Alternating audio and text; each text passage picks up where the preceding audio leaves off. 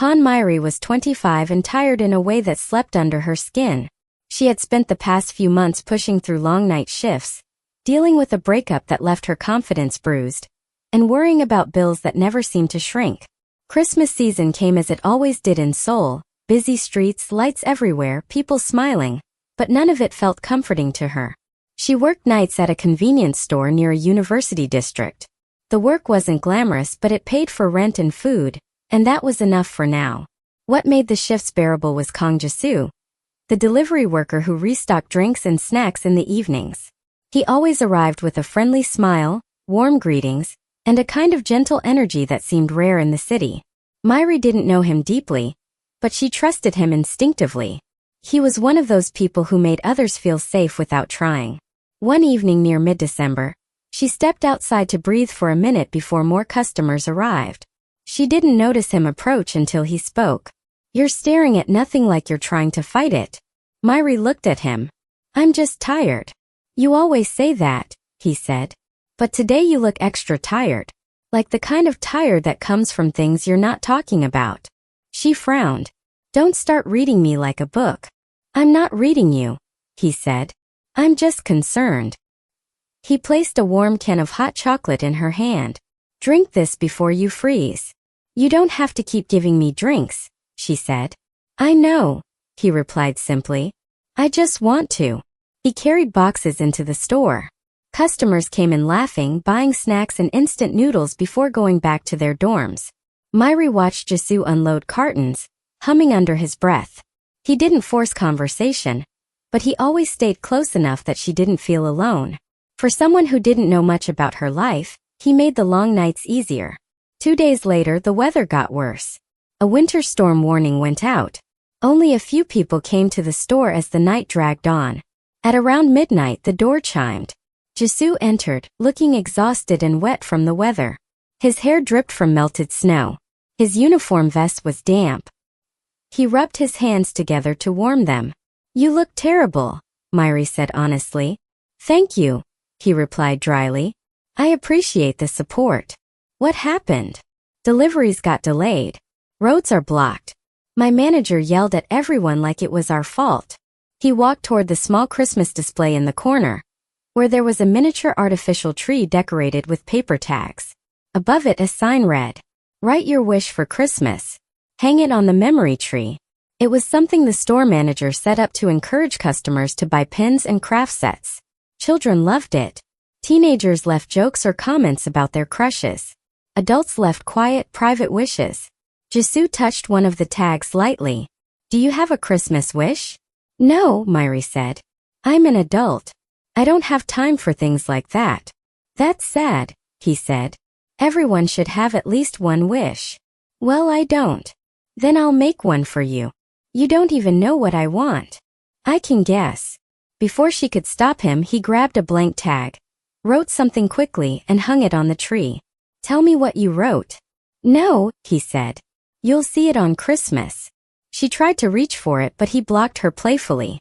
He smiled gently, the kind of smile that wasn't loud but sincere. Then the power suddenly cut off. The lights went out. The heater stopped. The store fell into darkness. Without hesitation, Jae-soo took out his phone, turned on the flashlight, and held it toward her. "It's okay. I'll stay with you until it comes back." She exhaled slowly. She wasn't afraid of the dark, but she found comfort in his presence.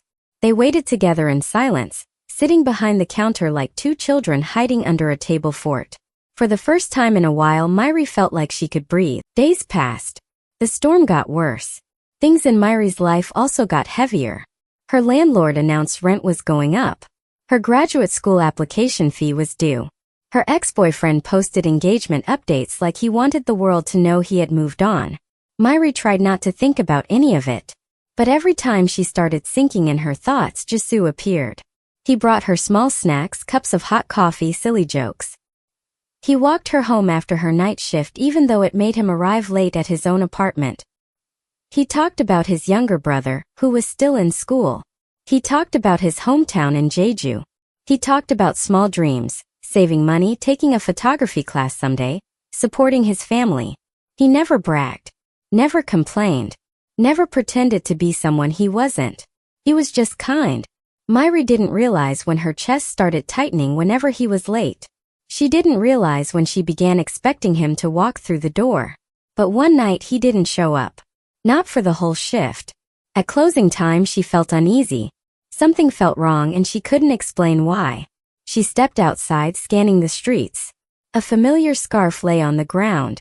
Jisoo's scarf. Her stomach dropped. She picked it up and looked around. There were faint footprints leading toward the park. Myri followed them quickly. She found him sitting alone on a bench, shoulders shaking, head buried in his hands. "Jisoo," she said, breathless as she approached. "What happened?" He lifted his head slowly.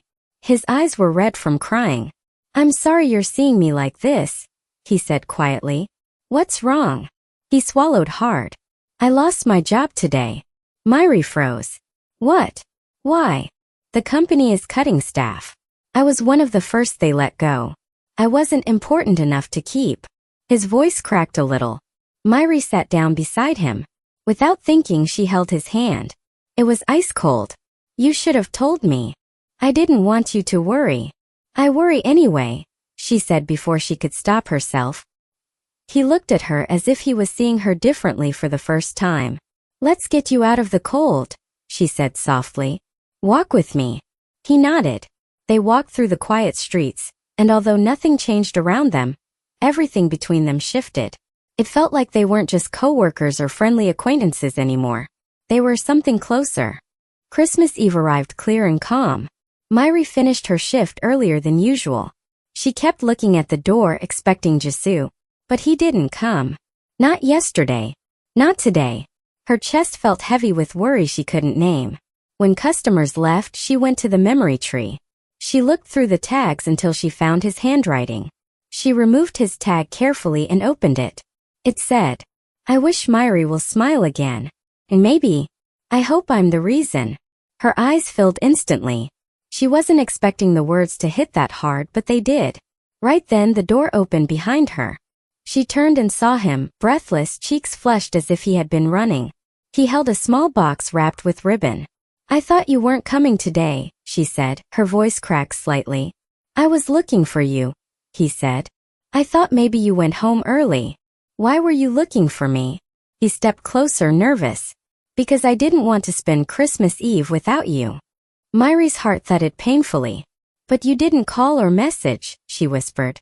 "I was scared," he admitted. "I didn't want you to feel pressured by me. I didn't know if I was being too obvious." "Obvious?" she echoed. "That I like you more than I probably should." She said nothing, unable to speak. He held out the small box. "Open this." Inside was a silver bracelet with tiny charms shaped like snowflakes. Simple but beautiful. "My mom makes jewelry during the winter," he said. "I asked her to teach me because I wanted to make something for you." "You made this?" she asked softly. He nodded. "That's incredibly thoughtful," she said, her throat tight. "I'm glad you like it." Then he took out a blank tag, tied it to the memory tree, and wrote, "I wish Myri will let me stay by her side from this Christmas to every winter after." She stared at the words for a long moment. "Myri," he said gently, "I know timing is terrible. I know your life is hard right now. I know I'm not in the best position either. But everything feels different when I'm with you. I care about you deeply. And I'm hoping you might feel something for me too." Her voice came out in a whisper. "I do." He blinked in surprise. "You do?" She nodded. "I really do." His relief was visible, almost overwhelming. He moved closer and pulled her into a warm, firm embrace. Myri's eyes stung again. But this time the tears were from a strange mix of comfort and nervous happiness. They closed the store together. Jisoo hummed Christmas songs badly until she laughed.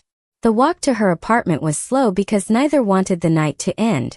Their hands brushed a few times before they finally laced together. Even that small contact made her chest warm. When they reached the small park near her home, he stopped and faced her. "Myri," he said, "thank you for finding me that night. I felt like the world collapsed on me. But you came for me. You didn't have to." "You've been there for me for weeks," she said. "It's only fair I'm there for you too." He stepped closer. "You saved me," he said softly. In a way you don't even understand. She looked up at him, heart pounding in her ears. Can I? He asked. She didn't need him to finish. She leaned in. He leaned in. Their lips touched, soft at first, then deeper, like the kind of kiss that answered questions they had been afraid to ask. When they finally pulled back, Myri felt her face heat up. Merry Christmas, he whispered. She laughed quietly. Merry Christmas. He held her hand all the way to her door. Before leaving, he asked, Can I see you tomorrow? Tomorrow, she said. And the day after. And the next. He smiled gently, touched her cheek and walked away. She watched him go, feeling something she hadn't felt in months. 1 year later, another winter arrived. Myri stood outside the renovated convenience store holding 2 cups of hot chocolate. She wasn't the same person she was the previous year. She was calmer, more stable, more herself. She worked fewer hours now because she was studying part-time. She moved to a better apartment. She was slowly rebuilding her life.